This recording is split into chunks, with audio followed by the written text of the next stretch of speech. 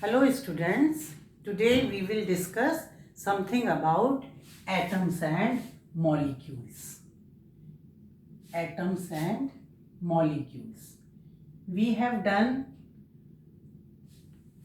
laws of chemical combination and Dalton's atomic theory, and today we will know something about what are atoms and what are molecules. First, I am starting with atoms. All of you know atoms are indivisible particles. They cannot be divided further and they are the building block of each and every type of matter. Matter consists of elements, compounds and mixtures all, and atoms are the building block of matter.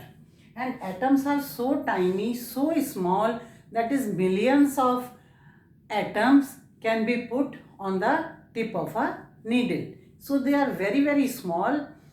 So their atomic radius. Atomic radius means the radius of an atom. It is measured in a very small unit known as nanometer. And this 1 meter is equal to 10 raised to power 9 nanometer. It means after decimal we have to put 9 zeros and then 1. This is 1 nanometer. So small is the unit. It means the particles or the atoms are very, very small. And atomic radius, what do we mean by atomic radius? We study atom as a sphere. In the center, nucleus is present, and from the center of the nucleus up to the last orbit, we will study it later, up to the last orbit, this is known as the radius of the atom. And atomic radius or atomic size, it is being measured in this unit, nanometer.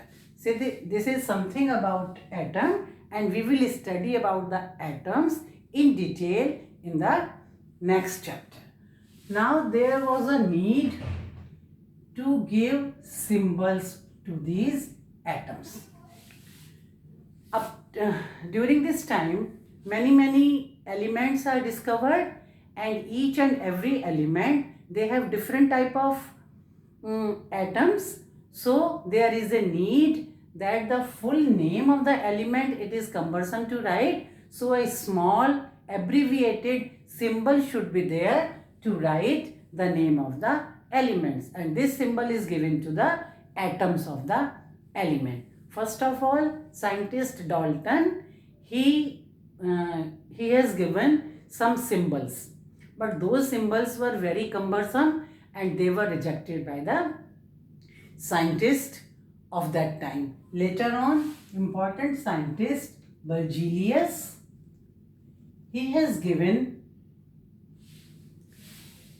a unique way to give the symbols to different atoms. What he suggested? He suggested that from the name of the element, first letter or first 2 letters, they should be taken and these should be used as the symbol of the atom, symbol of the element. And what does it mean? And he said that this name of the element should be taken from 4 languages, and these languages are English, German, then what is this, Latin and Greek.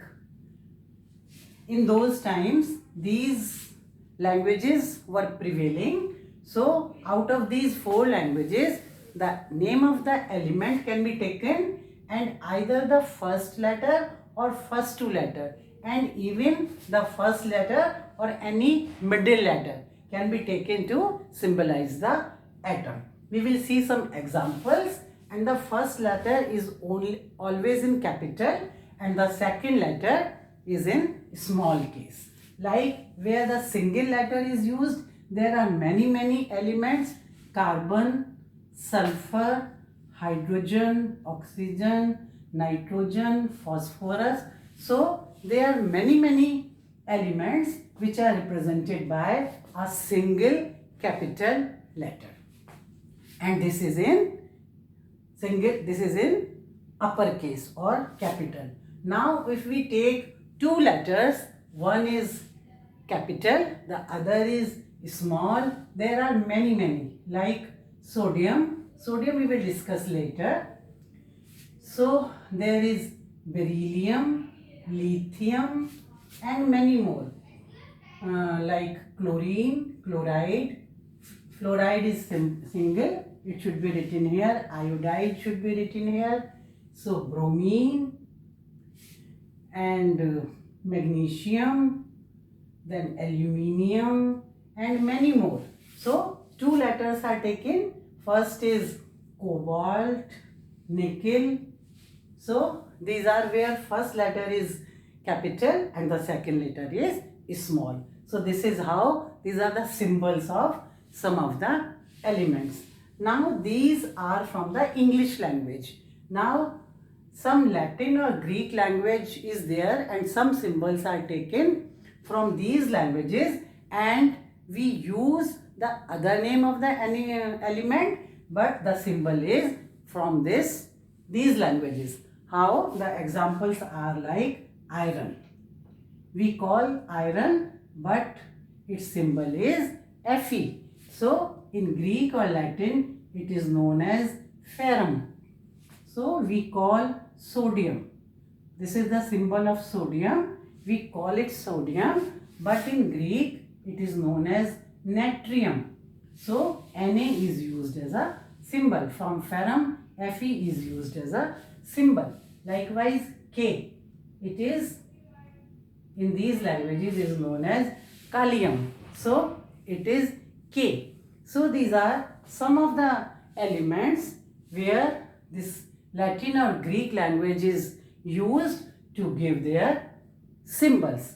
So these are some examples how different elements they are given different symbols, and these symbols they are being recognized by IUPAC. I think all of you know the full form of IUPAC, International Union of Pure and Applied Chemistry, and this is the organization which is there to recognize all the chemical formula and everything under chemistry. It should be recognized by this organization, International Union of Pure and Applied Chemistry, and these symbols they are being modified sometimes and they are being recognized by IUPAC. So this is about different symbols of atoms.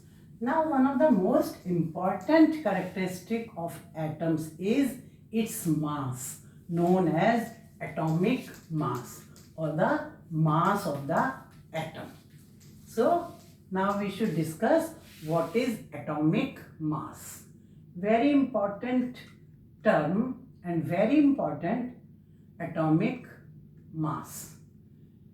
So it is mass and SI unit of mass is kilogram, but atom is so small that this kilogram cannot be used to take the mass of the atom. So a different unit which is not a SI unit is taken to calculate the mass of the atoms, and this unit is known as AMU, and the full form of this unit is atomic mass unit. This is the full form of AMU, and mass of the atom, it is being measured in AMU. This AMU is the old unit. Nowadays U, which is full form is unified mass. Instead of AMU, this U is taken as to measure the atomic mass of atom. It is unified mass, but still this AMU we can use this also and U also, and again IUPAC it recommended to use U or unified mass as the unit for atomic mass of atoms. So this is one thing. Now how the atomic mass of atoms is taken? We know atoms is a very tiny particle So it is not possible to weigh a single atom or take the mass of an atom. So some reference element should be there in whose reference the atomic mass can be taken, and this atomic mass is known as relative atomic mass. What is relative atomic mass? It is taken in relation to some other element, and for this what is chosen? Carbon element is chosen, carbon atom is chosen as a reference atom to relate all the atomic masses of all the atoms of elements with this carbon atom. And you should know there are many types, but we are concerned, I am telling only two. One type of carbon is known as C12, other type of carbon is known as C14. There are others also, but we are discussing only two. What is this C12 or C14? Both are carbons. Both are carbon atoms, but their atomic masses are different. This carbon having atomic mass 12, this carbon having atomic mass 14, and they are known as isotopes of carbon. We will study in the next chapter. So we will take for as a reference atom this C12 carbon atom. When it is written C12, it means it is a carbon having atomic mass 12, and both are carbon, but we take this carbon 12 as the reference atom to calculate relative masses of other atoms. How this carbon 12 is used to take the relative mass? Suppose this is carbon and its atomic mass of this carbon, it is taken as 12 AMU or 12U. So it is considered, it is being taken that this carbon atom, it has an atomic mass of 12 AMU or 12U, and all other atoms, they are measured in relation to this carbon. How? We will see. Suppose this is a balance to weigh, and these are two pans of the balance. Suppose I want to weigh hydrogen atom. This is, suppose I want to weigh this hydrogen atom. So what I will do, I have to put this carbon in relation to this, and if I will put the whole carbon, we know it is 12. So, but it is very heavy in comparison to this hydrogen. So what is done? Suppose we cut this carbon into 12 equal parts. 12 equal parts of this carbon atom are cut. So total carbon having 12 AMU, so one part will be 1 AMU. Is it clear? Total are 12, so one part of this carbon will be 1 AMU.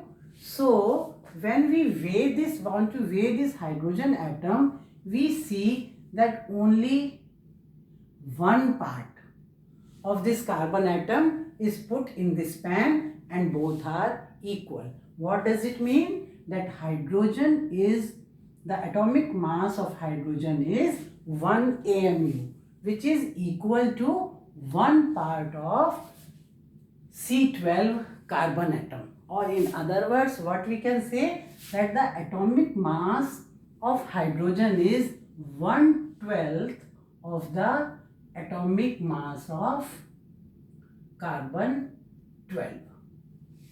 Is it clear to all of you?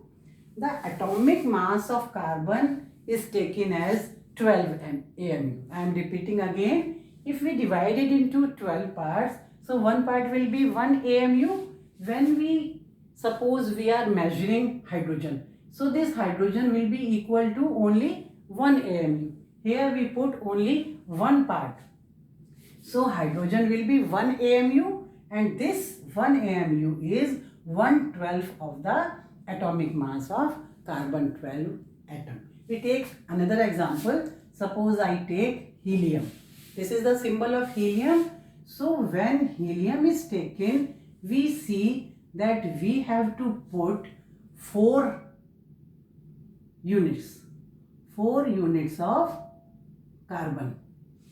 These 4 units of carbon have to be put if we want to weigh helium. So helium, atomic mass of helium is 4U or 4 AMU. In the same way, if you want to weigh lithium or beryllium, so lithium atomic mass is 7. Beryllium atomic mass is 9. So in this way, what is said that atomic mass of an element is 1/12 of the atomic mass of a carbon 12 atom. This is how atomic masses of different elements, they are calculated in relation to carbon 12 atom. So this is atomic mass. Now next, what we will study after atomic mass, and I will give you how the atomic mass and atomic number, they are written. How they are depicted. Suppose this is a box and we write the symbol of the element here and here A and Z. It is written. This A represent mass number of the atom and this Z represent atomic number of the atom. What is the difference between mass number and atomic mass? It is just a number. No unit is there. But if it is atomic mass, then the unit U or AMU is used, and numerically mass number and atomic mass both are same. I will take an example.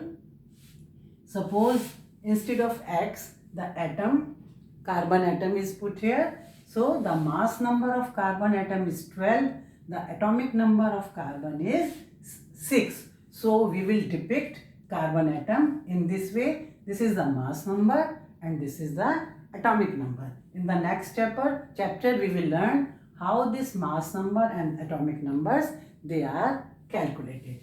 This is just a method of representing mass number and atomic numbers of atoms. Now next come to, I think we have to come to molecules. Now first, how do atoms exist? We will learn how do atoms exist in nature. Atoms, most of the atoms cannot exist independently in nature. They form molecules. 2 or more than 2 atoms, they combine together and they form molecules, and molecules are stable structures and they can be in nature independently. But some elements, they can remain as single atoms, and the example of them are noble gases, or these are also known as inert gases. Why they can be single, they can independently in nature? Because they are inert, they do not react with other atoms. And the example of these are helium, neon, argon, krypton, xenon, etc. So these are noble gases. They can remain in the atomic form in nature. But most of the atoms, they unite to form molecules. And if a single atom is present in a molecule, it is known as monoatomic. Monoatomic. And these all are monoatomic. If 2 atoms, they unite to form a molecule, they are known as diatomic. The examples are all these. These are the examples of some of the gases where two molecules, two atoms, they unite to form a single molecule. This is the molecule of nitrogen, oxygen, chlorine, bromine, and many more. So, two atoms unite together to form a molecule which is stable in nature, and they are known as diatomic. Likewise, there are triatomic. The example is ozone. Then they are tetraatomic. Tetra means 4. Example is phosphorus. And then they are sulfur. Sulfur is having 8 atoms together to form a molecule. So we call it as polyatomic. If more than 3 or 4 are present, we call the molecule as polyatomic, and the example is sulfur. So when these are present, so there is a word known as atomicity. And what is this atomicity? Atomicity is of molecule, not of atom. This atomicity is of a molecule. What is the atomicity of the molecule? The number of atoms which are present in a molecule is known as its atomicity. That is, nitrogen molecule has atomicity 2, ozone has atomicity 3, phosphorus has atomicity 4. So the number of atoms which are present in a molecule are known as its atomicity. So this is one thing about the atomicity. Next we come to the molecules. What are molecules? I think nothing else is to be given in atom. So now one thing more, atoms cannot be present on their own in nature. Either they present in the form of molecules or they are formed in the form of ions. What are ions? Ions are charged. They are known as charged species. What is charged? That is, either they are cations or they are anions. What are these cation and anions? If they are having a positive charge, they are cations. If they are having a negative charge, they are anions. So atoms can be present in the form of cations and anions, and with this charge species, they form certain compounds, and these compounds are known as ionic compounds. And these ionic compounds are made by cation and anions, and the example is sodium chloride, where sodium is cation and chlorine is anion. So atoms can also present in the form of ions. This is about atoms. Now we will go for molecules. What are molecules? Molecules, we have learned earlier also. What are molecules? Molecules, they are formed by combining 2 or more than 2 atoms in fixed proportion of their masses. So these are how molecules are formed. 2 or more than 2 atoms should be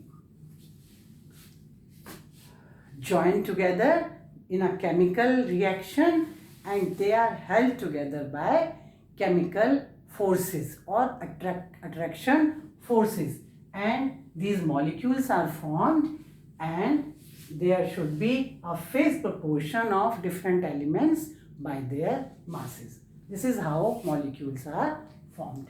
Now these molecules, they are of 2 types.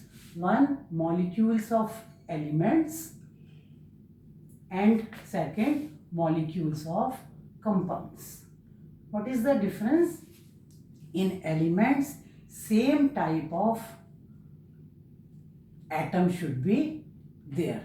What does it mean? That is, hydrogen is a molecule of element, as both two atoms are there, both are of hydrogen, nitrogen, chlorine, bromine, oxygen, ozone, all are molecules and having same type of atoms. Then they are known as molecules of atoms or elements. Now, what are the molecules of compound? When two or more than two elements which are different in nature, they combine together in chemical reaction and form a molecule. So these molecules, the examples are water, carbon dioxide, methane, ammonia, these carbon tetrachloride, you can write any, calcium carbonate,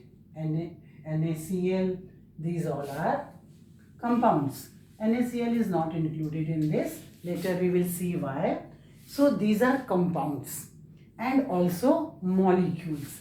This is one molecule of water, this is one molecule of carbon dioxide, but this is also a compound. Why? Because two different atoms, one of carbon, other is oxygen, they are present together in fixed proportion by their masses. This we have done in laws of chemical combination. So if two or more than two, here more than two calcium, carbon and oxygen are there, more than two elements, three elements are there, and they form this calcium carbonate molecule, and it is also a compound. It means all the compounds, they are molecules, but all the molecules, they are not compound. These we cannot say them as compound. They are just molecules, but these are molecules as well as compounds. So two type of molecules are there. And what next? This is all for today. So different compounds are formed and atoms and molecules which are this, and we know this thing in this chapter, and in the next chapter we will learn in detail about the molecules and atoms, and after this video we will go for the chemical formula of how to write chemical formula of different molecules or compounds. This is all. Thank you.